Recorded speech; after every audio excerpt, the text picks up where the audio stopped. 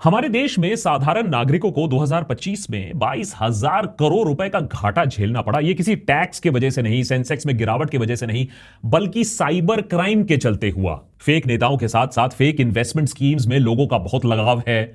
उसके ऊपर डिजिटल अरेस्ट्स का नया जो ट्रेंड शुरू हुआ है। दरअसल स्कैमस्टर्स ने एक सिंपल सी बात समझ ली है, देश की आम जनता पुलिस से बहुत डरती है। जितना पढ़ा लिखा इंसान पुलिस से उतना ज्यादा डर। वर्दी ना देखी सिट्टी पिट्टी गुम। अपने राइट्स के बारे में तो लोगों को वैसे में भी घंटा मालूम है। इसी डर का फायदा उठाकर हजारों करोड़ों रुपए लूटे गए हैं लोगों को फर्जी डिजिटल अरेस्ट में डालकर। लेकिन यह सब जो हमने देखा है पिछले 1-2 साल में, वो तो अभी ट्रेलर है, असली पिक्चर तो अभी बाकी है। 2022 के अंत में ओपन एआई ने चैट जीपीटी लॉन्च किया और उसके बाद चीजें काफी तेजी से बदलने लगी एआई के क्षेत्र में। लेकिन इससे पहले कि ओपन एआई अपनी वर्चस्वता स्थापित करता, एक और एआई आता है मार्केट में, एंथ्रोपिक का क्लॉड। और क्लॉड ने ऐसी एंट्री मारी कि चैट जीपीटी से लोगों ने चैट करना कम कर दिया।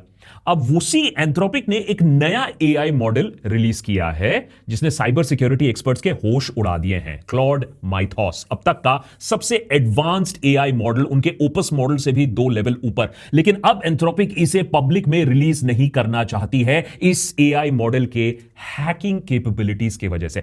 आप जरा सोच के देखिए, एआई टेक्नोलॉजी कहां पहुंच गई है, कितनी एडवांस्ड हो गई है कि एक एआई मॉडल बनाने वाला, उसका क्रिएटर खुद डर रहा है इसे लोगों के हाथ में देने से। ब्लूमबर्ग के एक रिपोर्ट के मुताबिक जिस दिन एंथ्रोपिक ने यह ऐलान किया कि वो कुछ चुनिंदा कंपनीज को माइथॉस टेस्टिंग के लिए देना चाहता है, उसी दिन एक ग्रुप ने इसके अनरिलीज्ड मॉडल को एक्सेस कर लिया और जो उन्होंने पाया उससे सब दंग हैं। माइथॉस इतना शक्तिशाली है कि इंसानों की मदद के बिना वो हैकिंग कर सकता है। टेराबाइट्स भरे कोड डेटाबेसेस को एनालाइज कर सकता है, उनमें बग्स ढूंढ सकता है, सिस्टम में कमजोरियां निकाल सकता है। टेस्ट्स ने यह दिखाया कि माइथॉस आपके और हमारे जो कंप्यूटर ऑपरेटिंग सिस्टम है, जो ब्राउजर है, उसमें हजारों कमजोरियां निकाल सकता है, जो कमजोरियां सालों से इंसान डिटेक्ट ना कर पाए। साथ ही में माइथॉस अपने रोल को भी चेंज कर पाया, असिस्टेंट से एजेंट बन गया। बहुत सारे मल्टीपल टास्क जो एक साथ वो चेन कर पाया, पूरे नेटवर्क को टेक ओवर कर पाया। यह मैं बता दूं आपको, बड़े बड़े हैकर्स भी आसानी से नेटवर्क टेक ओवर नहीं कर पाते हैं। जाहिर सी बात है कि साइबर सिक्योरिटी एक्सपर्ट्स अभी बहुत चिंतित हैं। अगर क्लॉड का माइथॉस गलत हाथों में पड़ जाता है, किसी रोग नेशन या टेरर ऑर्गेनाइजेशन के पास चले जाता है, तो ग्लोबल साइबर सिक्योरिटी पूरे तरीके से खत्म हो सकता है। नेटवर्क्स हैक करना, सिस्टम्स डाउन करना, आपके बैंक बैलेंस को खत्म करना, साफ करना, यह सब माइथॉस के लिए लंच टाइम से पहले हल्का फुल्का काम है। इसीलिए सिचुएशन जब इतनी सीरियस हो चुकी है कि यूएस के फेडरल रिजर्व जो चेयर हैं, यूएस के ट्रेजरी सेक्रेटरी जो हैं, इन्होंने टॉप बैंक के सीईओज के साथ क्लोज डोर मीटिंग की, सिनेरियो को समझने के लिए, डिफेंसिव मेजर्स लेने के लिए। भारत में भी फाइनेंस मिनिस्टर निर्मला सीतारमन ने भी एक हाई लेवल इमरजेंसी मीटिंग की आरबीआई ऑफिशियल्स और सारे बैंकिंग हेड्स के साथ। इसकी वजह है क्योंकि हमारा जो डिजिटल पब्लिक इंफ्रास्ट्रक्चर है, चाहे वो यूपीआई हो, आधार हो, अगर ये माइथॉस क्लास एआई के निशाने पर आता है हमारा इंफ्रास्ट्रक्चर, तो हम सड़कों पर आ जाएंगे, इस पर कोई डिबेट नहीं है। आज हो यह रहा है कि नेशनल सिक्योरिटी का जो मूल अर्थ है वो मिसाइल, न्यूक्लियर वेपन से हटकर माइथॉस जैसे एआई मॉडल्स पर निर्भर करने लगा है। इसीलिए देशभक्त के आज के एपिसोड में समझने की कोशिश करेंगे क्या है क्लॉड का ये जो नया मॉडल है, ये कौन से ऐसे कारनामे कर सकता है जिससे टेक इंडस्ट्री अभी सदमे पर है। अब तक दुनिया में माइथॉस लेवल थ्रेट आने से पहले इंटरनेट का क्या हाल था और इसका गलत हाथों में पड़ जाने से क्या हो सकता है। इंडियन बैंक्स खासा इससे चिंतित क्यों है, इस माइथॉस को लेकर हमें चिंता करने की ज्यादा क्यों जरूरत है, क्या हमारे पैसे बैंक्स में सेफ हैं, और आखिरी और सबसे इंपॉर्टेंट बात, भारत क्या कर रहा है आने वाले इस एआई आपदा से डील करने के लिए। इससे पहले कि हम यह समझें कि देश में अगला लूट कैसे एआई बचाएगा, थोड़ा एआई को भी समझ लेते हैं। क्लॉड का जो माइथॉस है, यह एंथ्रोपिक का जो लेटेस्ट अनरिलीज्ड बहुत ही advanced new research grade model है, जो कॉम्प्लेक्स रीजनिंग, सॉफ्टवेयर इंजीनियरिंग और मैथ्स में बहुत काबिल है।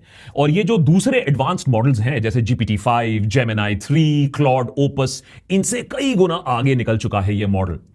ये बाकियों की तरह कोई आम कमर्शियल एआई चैटबॉट नहीं है जिसे हम और आप पेड सब्सक्रिप्शन लेकर अपने टर्मिनल पर लगा लें। मॉडल तैयार होते ही एंथ्रोपिक को खुद अंदाजा हो गया कि माइथॉस की हैकिंग और खुद की साइबर सिक्योरिटी में कमियां ढूंढने में वो कितनी क्षमता रखता है, इतनी ज्यादा खतरनाक तरीके से ये चीजें निकाल सकता है, खूंट निकाल सकता है कि ये किसी देश के डिजिटल इंफ्रास्ट्रक्चर को खतरा पहुंचा सकता है, इतना काबिल है ये। इसीलिए एंथ्रोपिक इसे पब्लिक के लिए रिलीज नहीं कर रही है। माइथॉस को इतना बड़ा थ्रेट इसलिए माना जा रहा है क्योंकि इसने लॉन्च होते ही वो कर दिखाया जो पहले दुनिया के सबसे तेजधार सॉफ्टवेयर डेवलपर्स 3 दशकों में नहीं कर पाए थे। माइथॉस ने ऐसे बग्स, ऐसे फ्लॉज ढूंढ लिया जो आज तक हम सोच रहे थे है ही नहीं। इंसान अपना छोटा सा दिमाग लेकर सोच रहा था कि उसने बहुत बढ़िया कोड लिखा है, लेकिन माइथॉस ने हमें गलत साबित कर दिया। सबसे पहले माइथॉस प्रीव्यू ने ओपन बीएसडी में 27 साल पुराना एक बग ढूंढ लिया। अब यह चौंका देने वाली बात क्यों है? क्योंकि ओपन बीएसडी दुनिया के सबसे ज्यादा सुरक्षित माने जाने वाले ऑपरेटिंग सिस्टम्स में से एक है। इसको इस्तेमाल किया जाता है फायरवॉल्स में, सर्वर्स में, क्रिटिकल इंफ्रास्ट्रक्चर चलाने में, और उसी में बग निकाल दिया हमारे नए एआई ने। अब आप सोचिए कि कोई अटैकर हो, हैकर हो, अगर उसने यह सिस्टम इस्तेमाल किया होता तो देश की पूरी नेशनल ग्रिड को ही ऑफलाइन कर देता। दूसरा, FFmpeg यह सॉफ्टवेयर दुनिया के लगभग हर डिवाइस में वीडियो इनकोड और डिकोड करने के लिए इस्तेमाल किया जाता है। इसमें एक 16 साल पुराना बग था जिसे ऑटोमेटेड टेस्टिंग टूल्स ने 50 लाख बार चेक किया, लेकिन वो बग नहीं निकाल पाए। लेकिन माइथॉस ने एक झटके में यह बग निकाल दिया।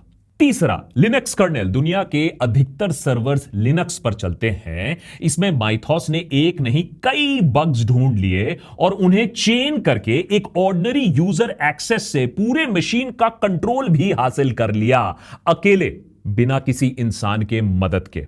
माइथॉस ने कोडिंग, रीजनिंग, एजेंटिक सर्च सब में ओपस को कई किलोमीटर पीछे ऑलरेडी छोड़ दिया है। अब आप खुद ही समझ सकते हो कि गलत हाथों में यह मॉडल क्या आफत मचा सकता है। इसीलिए एंथ्रोपिक ने एक हाईली क्लासिफाइड इनिशिएटिव लॉन्च किया है, प्रोजेक्ट ग्लासविंग। यह एक ऐसी एलीट साइबर डिफेंस अलायंस है जिसमें एप्पल, गूगल, माइक्रोसॉफ्ट, अमेजॉन सहित 40 ऐसे पार्टनर्स हैं जो इस अनरिलीज्ड माइथॉस एआई का रिस्ट्रिक्टेड एक्सेस उन्हें दिया जाएगा, जिससे वो अपने सर्वर्स, अपनी कोडिंग माने एक डिफेंसिव पैचिंग कर पाए, इससे पहले कि और कोई इस्तेमाल करके उनके पूरे कंपनी को नीचे खींच दे।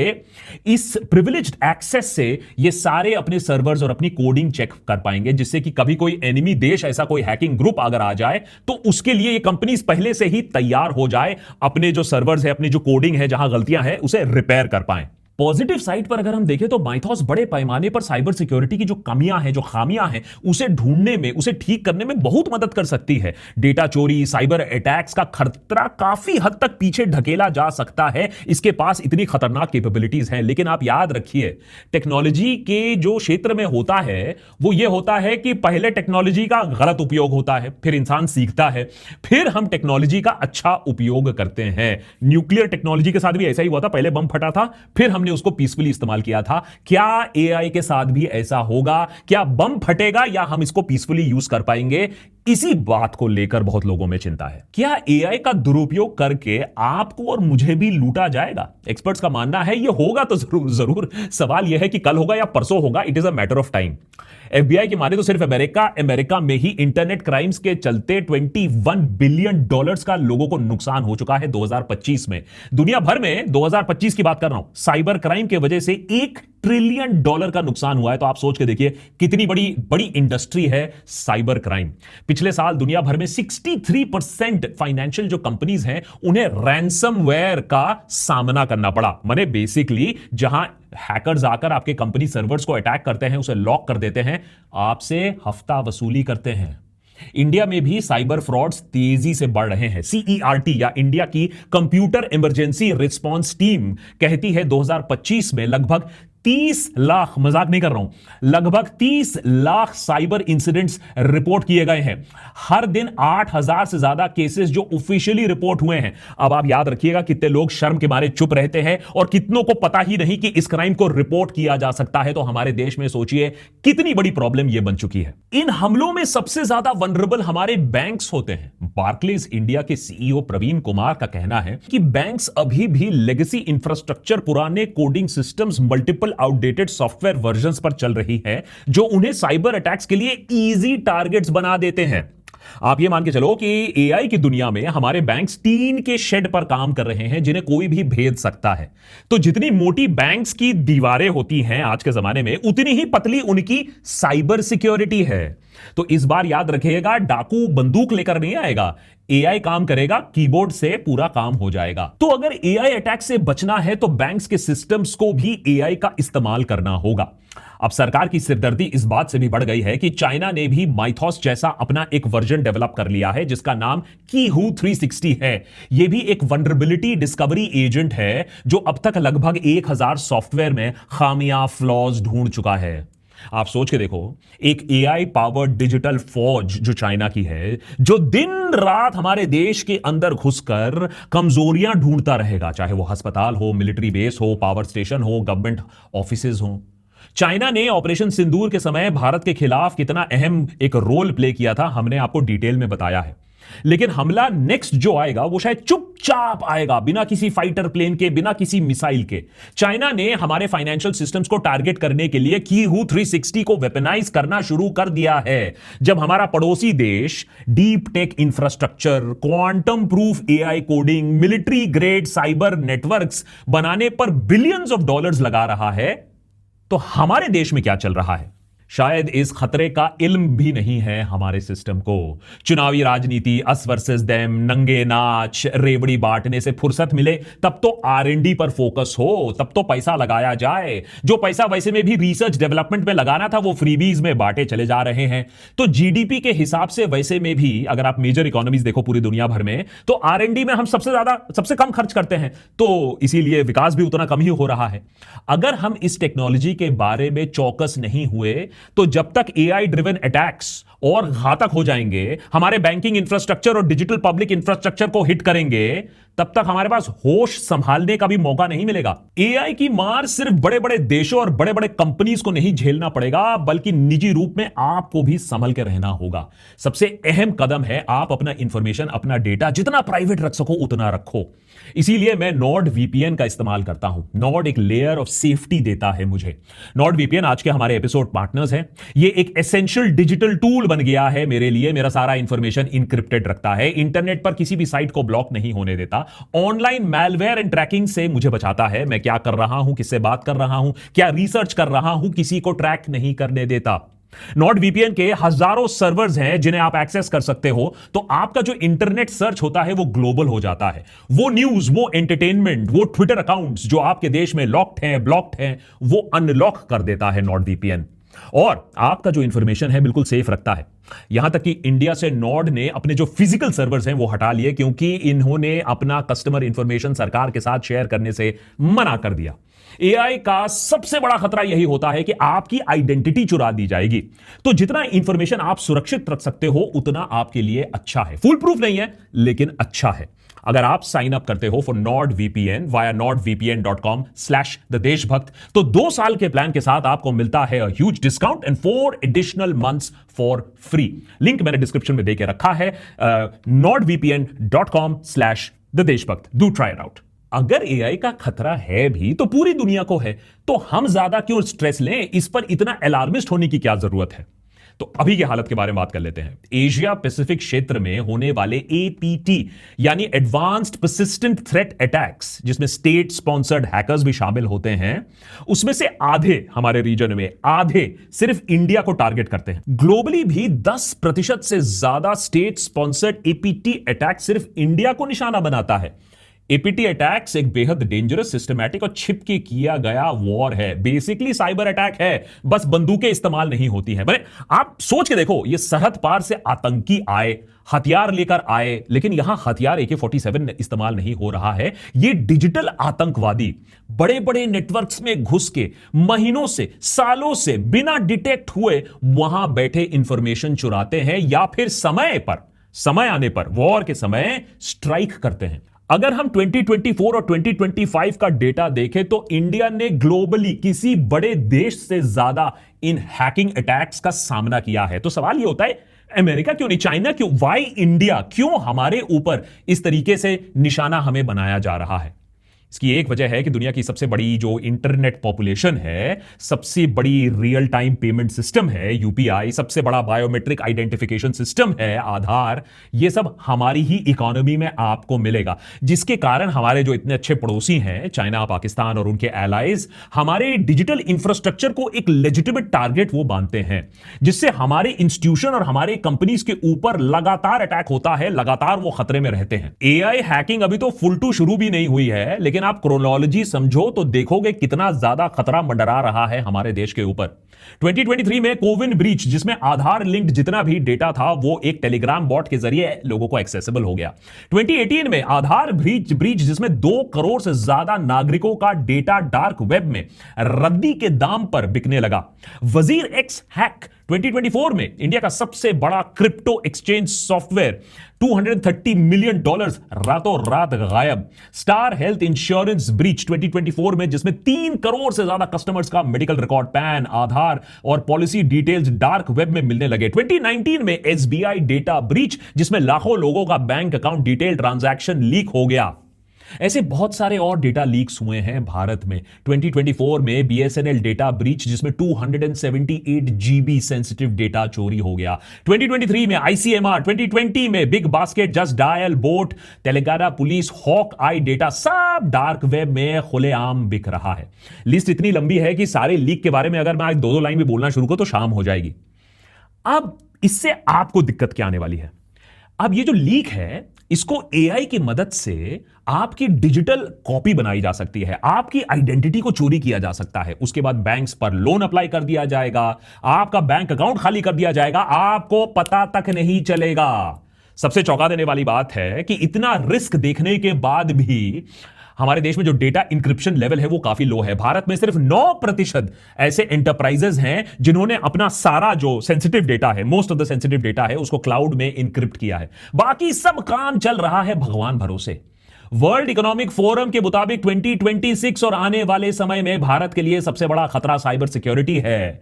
इकोनॉमिक और फिजिकल थ्रेट नहीं, साइबर सिक्योरिटी है। अगर यह हाल माइथॉस के आने से पहले है तो सोचो आने वाले 1-2 साल में अब क्या होने वाला है।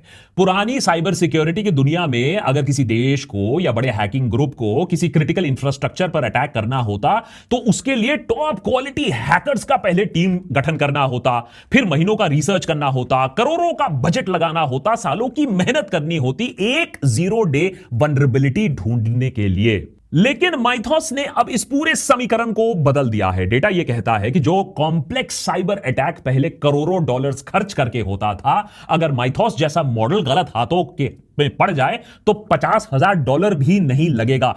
फॉर एग्जाम्पल ओपन बीएसडी, वो तो टेस्ट फेज में किया था। ओपन बीएसडी का बग, जो 27 साल पुराना बग ढूंढा गया था, उसमें ढूंढने के लिए सिर्फ $50 खर्च किए गए थे। दूसरी बात, ये कोई ऐसा टूल नहीं है जिसे चलाने के लिए पीछे से एक हैकर बैठकर हाई टेक कमांड्स दे रहा हो। माइथॉस प्रीव्यू की सिस्टम टेस्टिंग में ही दिखा चुकी है कि ये एक्सपर्ट से ज्यादा खुद एआई जानता है।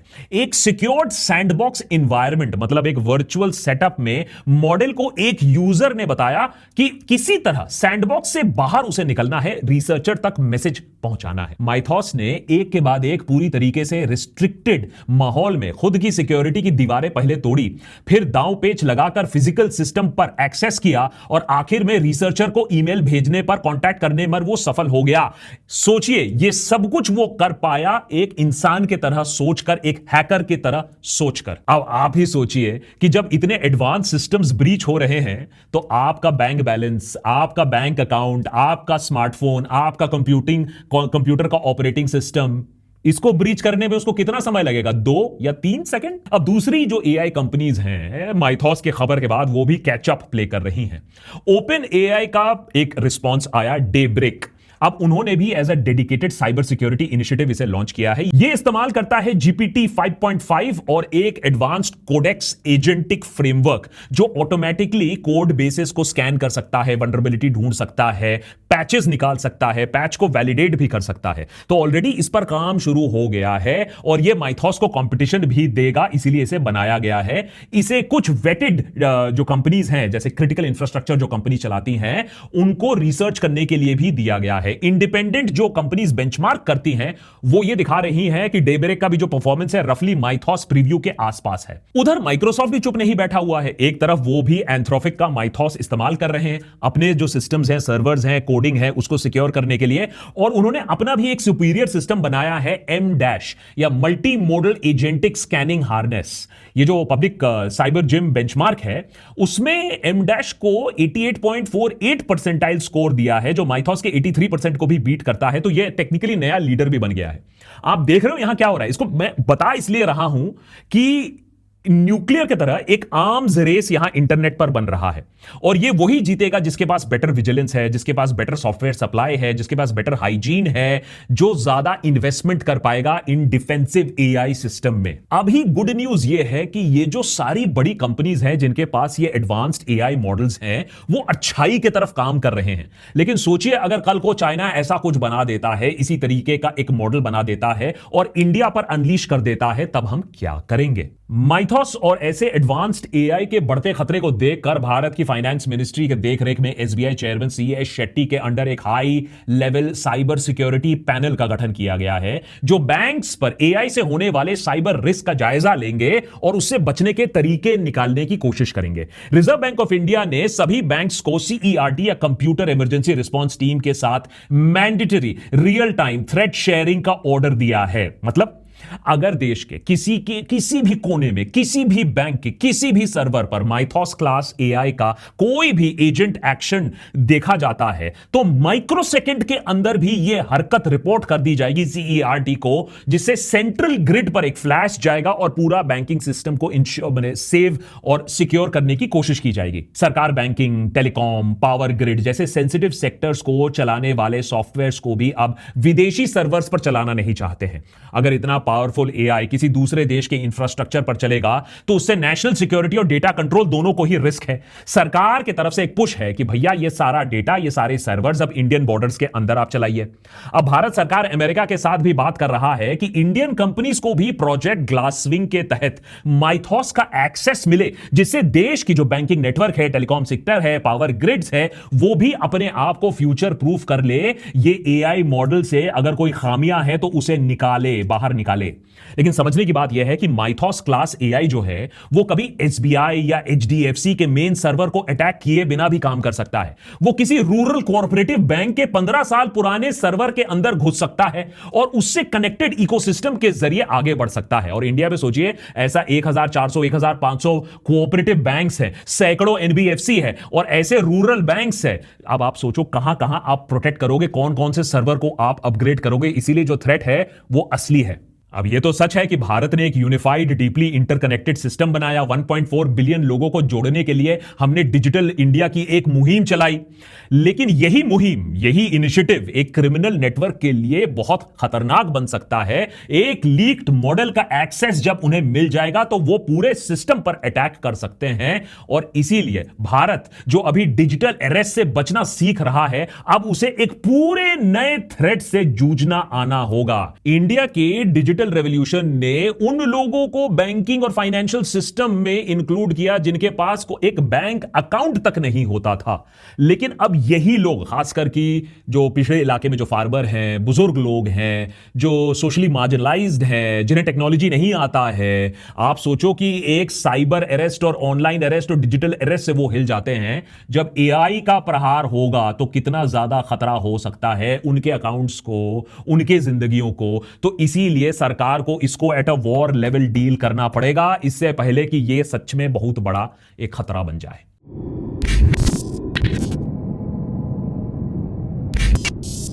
सरकार ने अभी तो इस माइथॉस के थ्रेट को सीरियसली लिया है। इन द मीन टाइम आपको भी इसे बहुत सीरियसली लेना है, अपनी इंटरनेट एक्टिविटी, अपने ऑनलाइन आइडेंटिटी को प्रोटेक्ट करना है। इसके लिए आप नॉड का इस्तेमाल कर सकते हैं। डिस्क्रिप्शन में मैंने लिंक देके रखा है nordvpn.com/देशभक्त, उसे जरूर एक बार ट्राई करिए।